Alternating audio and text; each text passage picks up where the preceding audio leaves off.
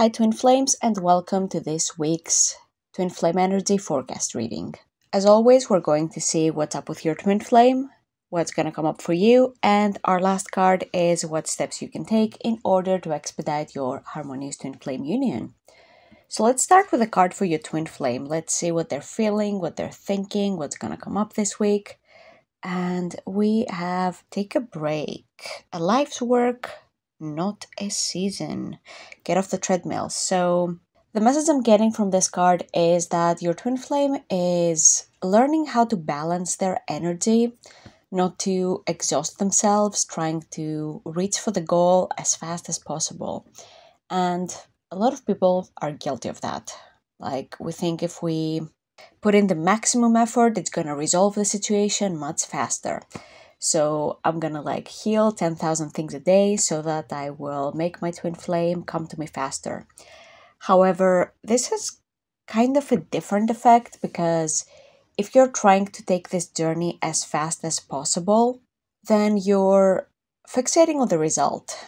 So this means that it's going to create a lot of frustration when you keep working on this very high pace, but you don't see any results yet. And at the same time, you're not prioritizing your self-care, you're not really having a lot of balance, which means that you're healing a lot of things, but you're not allowing yourself to integrate the healing, so it's less effective. So yeah, there's no rush on this journey, and your Twin Flame is discovering that things are unfolding at the perfect pace. It doesn't have to be super fast because ultimately slow and steady wins the race. And I'm not saying slow as in you're gonna stay stuck in separation consciousness for long or, delay your union. But you don't have to rush and be go, go, go all the time. And that's a very important lesson to learn because that can lead to burnout and we really don't want that. So your Twin Flame is also expanding their level of peace, their level of self-care, taking care of themselves, which is really good because when they're healing in those areas, that means that you're also receiving that healing. So this is going to lead to more peace in your case, in your consciousness. You're going to experience that. You're going to be feeling much lighter because your Twin Flame has been working on that part of your union for you. And vice versa. What you have been working on, your Twin Flame also gets to enjoy. So the Twin Flame mirroring is not just the bad stuff and the upsets and the hurt feelings. It's also the good stuff. Them learning a new lesson, you automatically learn it too. And that's really effective and really beautiful. Next up, let's see what's going to come up for you this week. And all right, we have a card about foundations, laying the foundations and divine plan. I feel like this fits perfectly with the previous card. Your Twin Flame is learning not to rush the process and to stop and smell the flowers, enjoy themselves. And that's how you lay a foundation, like in your card. You don't lay a foundation by rushing it. You can't build something solid if your foundation is not good. So you really need to take the journey and go through the process of building a strong foundation.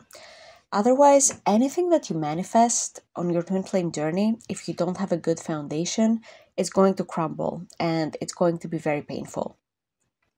So if you've been getting impatient about not seeing results, then this card is an invitation to change your mindset about it. Because sometimes you can't really see what's going on the outside. It's like planting a seed. You don't see the roots growing because it's under the ground. You only see that seed as it grows into a plant. However, there's a whole process until you can see the plant itself. And even more so until you can see it blossoming. But that's an essential part of the plant's growth. You can't skip it. So for example, if you really, really want communication with your Twin Flame, but you haven't been working on the issues that come up whenever you communicate, such as, any trauma that gets triggered, them ghosting you, all that stuff, then you will manifest more communication with them, but it's gonna be more of the same crap as it used to be. There's no going to be any moving forward. It's gonna be a cycle and you're gonna be frustrated.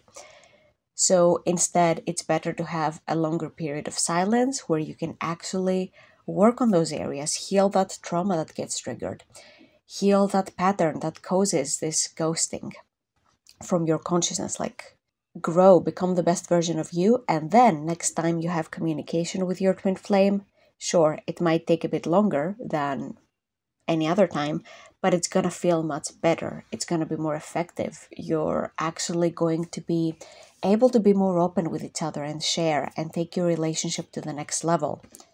So don't be afraid of working the process in order to manifest your harmonious twin flame union, because that's how you can get solid results.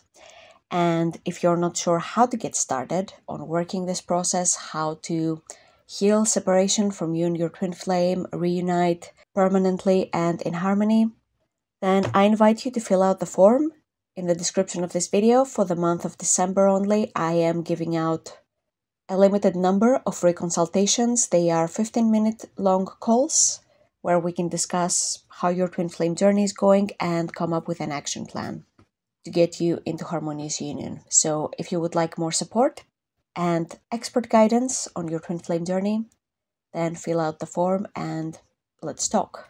So last but not least, we have your next steps. Let's see what is it that you can do to expedite your harmonious twin flame union. And we have boundaries. All right. So where do you need to establish better boundaries? So I get the image very similar to this card. Like you're in the middle, you're emitting this beautiful light and everybody wants a piece of you. All these grabby hands reaching out for you. But you don't have to give your light to everyone. In fact, you don't have to give away anything. You get to decide where you're going to give your gift and how. And you get to decide that by seeing what feels good. If you start to feel drained by interactions or whatever, just take a step back, reevaluate, see if you need to place a boundary somewhere. Sometimes we might think that self-care is about getting your nails done or, spa day, but it's also putting up boundaries, and that might be not very pleasant because you might feel like you're hurting the person, but you're actually not. You're actually loving them by placing that boundary, because you are not anybody else's source. That's a role only the divine can fill.